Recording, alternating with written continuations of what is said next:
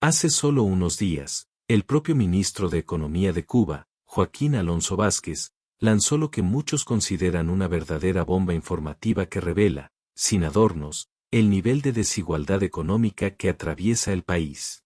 Según sus declaraciones, apenas el 10% de la población concentra el 60% del dinero en efectivo que circula por las calles, mientras que un ínfimo 2% de los titulares de cuentas bancarias poseen más de la mitad de todo el capital depositado en las entidades financieras.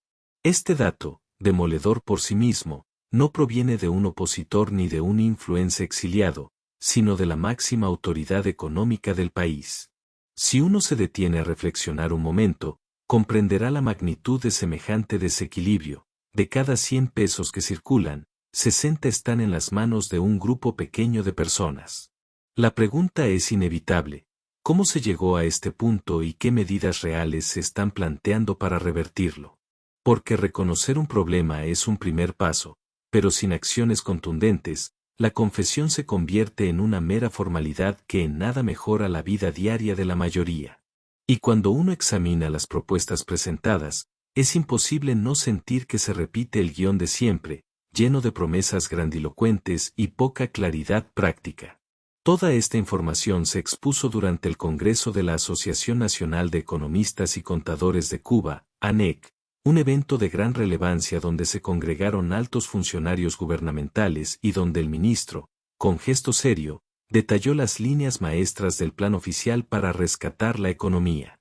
Como sucede en estos encuentros, lo primero fue la retahíla de justificaciones externas, el embargo de Estados Unidos, la crisis internacional, las secuelas de la pandemia que oficialmente ya terminó hace años, todo eso que, aunque es innegable que tiene impacto, se menciona una y otra vez como si fuera la raíz única de todos los males.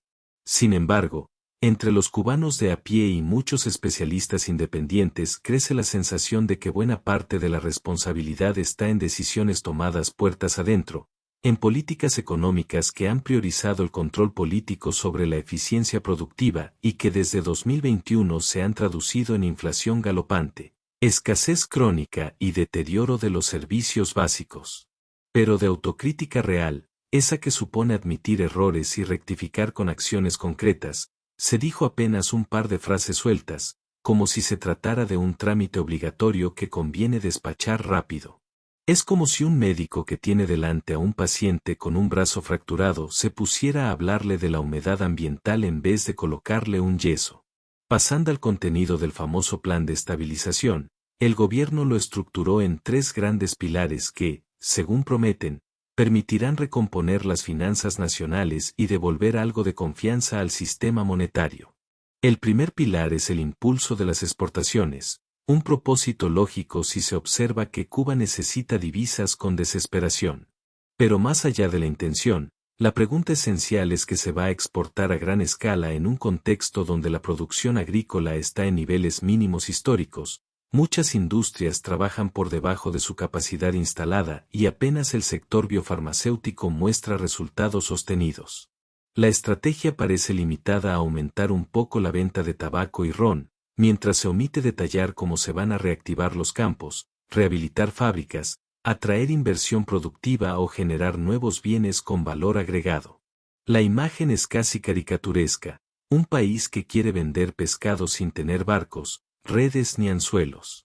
Sin un enfoque profundo que reactive la capacidad productiva interna, cualquier promesa de exportación masiva suena, en el mejor de los casos, a brindis al sol. El segundo pilar, quizás el más polémico, es la llamada reforma del mercado cambiario. Aquí el propio ministro reconoció que en Cuba coexisten 3 tasas de cambio: la oficial, la de las empresas estatales y la del mercado informal, que es la que realmente marca los precios en la vida cotidiana. En este contexto, el dólar ya bordea los 400 pesos en la calle, un síntoma alarmante de la desvalorización del peso cubano.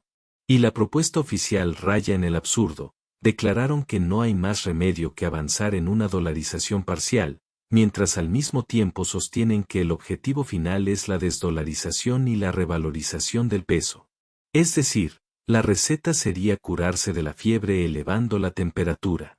Una contradicción monumental que no define qué va a ocurrir con los ahorros, con los precios de los alimentos importados, con las remesas ni con la gente que depende del mercado informal para subsistir. Es una fórmula de apariencias, más orientada a salir del paso que a resolver de raíz el problema de confianza en la moneda nacional, y deja flotando la misma incertidumbre de siempre. El tercer pilar del plan gubernamental es la reducción del déficit fiscal, que en palabras sencillas significa dejar de gastar más de lo que ingresa. Nadie podría negar la urgencia de esa medida. El Estado cubano se comporta como un hogar que mes tras mes gasta 5.000 pesos mientras apenas recauda 3.000. El dilema es que contener el déficit implica decisiones muy duras. Cerrar empresas públicas que llevan años funcionando con pérdidas, recortar burocracia, ajustar subsidios o subir precios de los servicios básicos que ya son un calvario para la población. Sin embargo, en el Congreso no se presentó ningún cronograma ni meta cuantitativa clara que permitiera evaluar el avance del plan, algo tan básico como decir vamos a recortar el déficit un 5% en 2 años. De nuevo, todo quedó en declaraciones generales y voluntaristas que recuerdan a alguien que promete adelgazar sin comprometerse a dieta ni ejercicio.